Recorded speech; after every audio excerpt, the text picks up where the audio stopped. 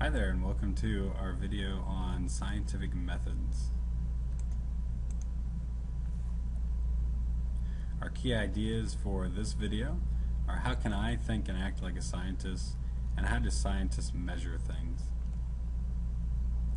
So our first question, how can I think and act like a scientist? There's a list of things we can do.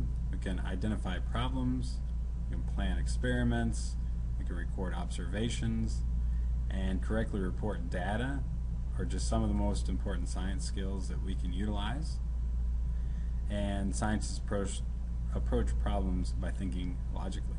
So we're going to logically think our way through these problems when we come across them or experience them. So thinking critically also is a useful tool to lead towards thinking logically. So critical thinking is defined as the ability and willingness to assess claims critically and to make judgments on the basis of objective and supported reasons. How about you just think logically about how stuff works, right? And how our answers come about. And scientists use scientific methods to kind of work through this critical thinking process to solve problems. So a scientific method is just a series of steps followed to solve problems, including collecting data, formulating a hypothesis, testing the hypothesis, and stating conclusions. The scientific methods are general description of scientific thinking rather than an exact path that scientists follow. So I've got a visual here that we'll look at. We're going to think of scientific methods as a circular process and not a set order of steps. So typically when we're working through a problem, we're going to start with an observation. So once we have made an observation about how something works, how it's changing, then we're going to go through and say, oh, we need to ask a question. So what's going on with this? How is it working the way it is? So we're asking a question, and at this point we might be searching the internet. We're searching Google, seeing if we can find an answer to that problem. If we can't find an answer, an exact answer to that problem, I'm then going to form a hypothesis. I'm going to say, all right, since this is the way it seems to be, I'm going to say, if I increase the temperature, then the plants will grow. So that might be an example of a hypothesis. I'm then going to maybe make more observations, or maybe I can test that hypothesis.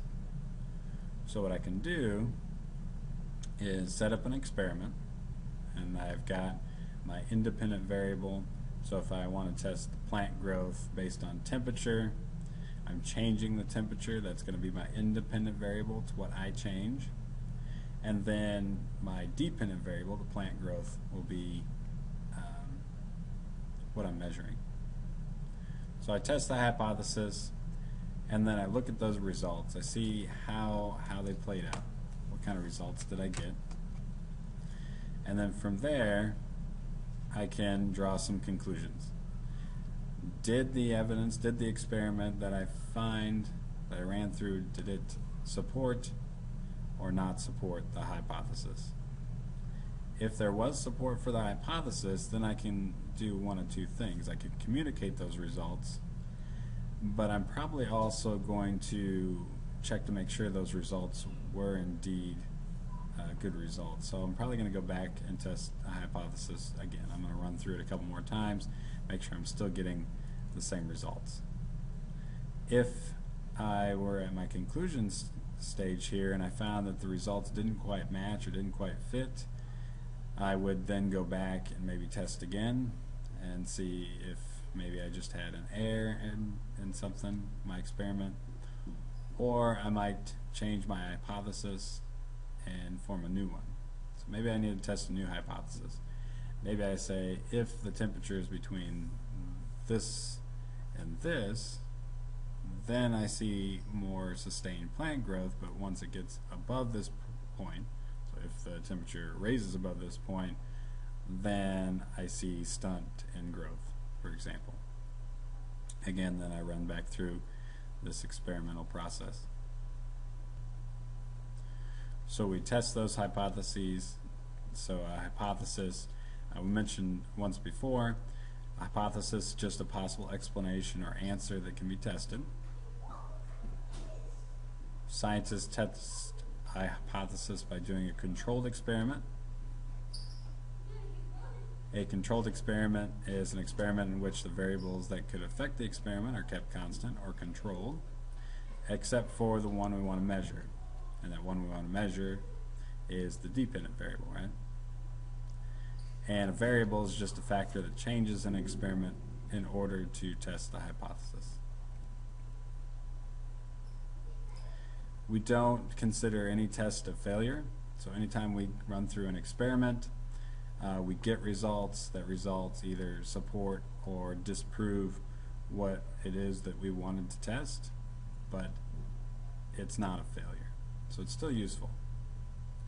The result of every experiment can be used to revise the hypothesis or plan tests of a different variable. So maybe we just need to change it a little bit. And then if you're planning on going out and do your own research, you're going to publish your work to peer-reviewed journals, peer-reviewed research, and that's just research that's been reviewed by other scientists.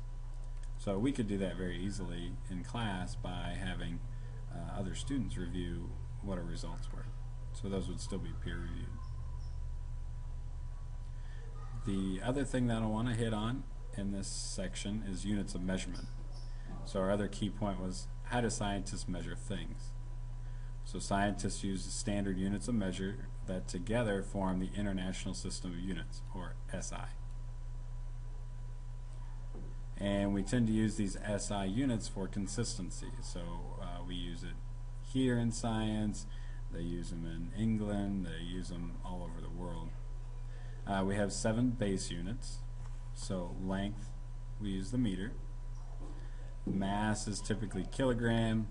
In chemistry, this first semester we'll probably use the gram, so we'll use 1,000 less a kilogram. Time is measured in seconds. Temperature in kelvins. More often than not, we'll actually use Celsius instead of Kelvin. And these last 3 we probably won't worry about, but electric current, the amount of substance, and luminous intensity are also base units. But we're not going to worry about those last 3.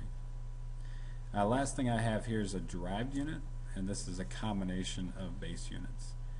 For example, if I wanted to measure the density of a substance, I'm going to measure both the mass and the volume of that item.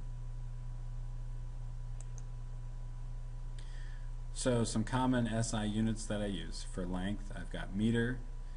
We can also use kilometer, decimeter, centimeter, millimeter, micrometer, and nanometer for measuring length. So kilometer for something very long. A nanometer is something that we'd see at atomic level, so something extremely small. And volume, we use the cubic meter as the SI unit. Typically we'll see milliliters, but we can also see liters and cubic centimeters. And it turns out that 1 milliliter of water is equivalent to 1 cubic centimeter of water, which is also abbreviated cc. So in the medical field you'll see cc, which is the same as cubic centimeters.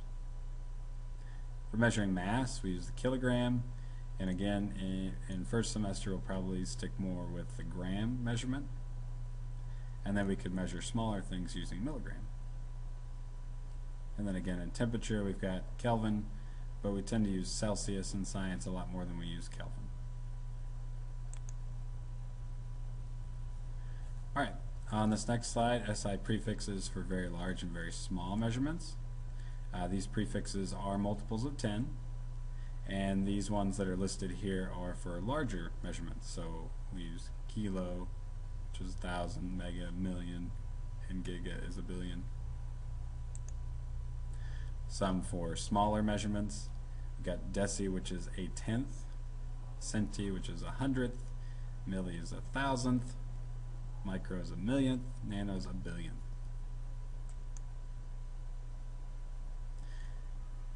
And when we're measuring or using measurements to quantify our observations, length is just a measure of a straight line distance between 2 points. Mass is the measure of the amount of matter in an object, not the weight, so weight is different. Volume, a measure of the size of a body or region in three-dimensional space. And then the weight is a measure of gravity force exerted on an object. So one final thing I want to look at here, when I measure the volume of a solid object that has fixed sides and shape, well, for the cube, for example, I can measure the width, the length, and the height to get the volume of this cube. I could also, if this was an irregular object, like my little fish here, I could have a test tube that I filled with, say, 32 milliliters of water.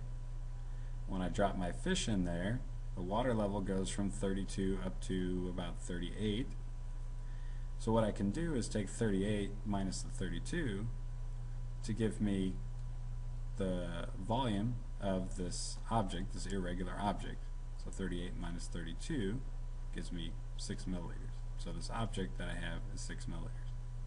One quick other note I want to make: when you're measuring the volume of a fluid in a glass test tube, we have to look at the bottom of the bubble. So that's the meniscus, and we have to look at the bottom, not the sides, but the bottom. So, thanks for listening.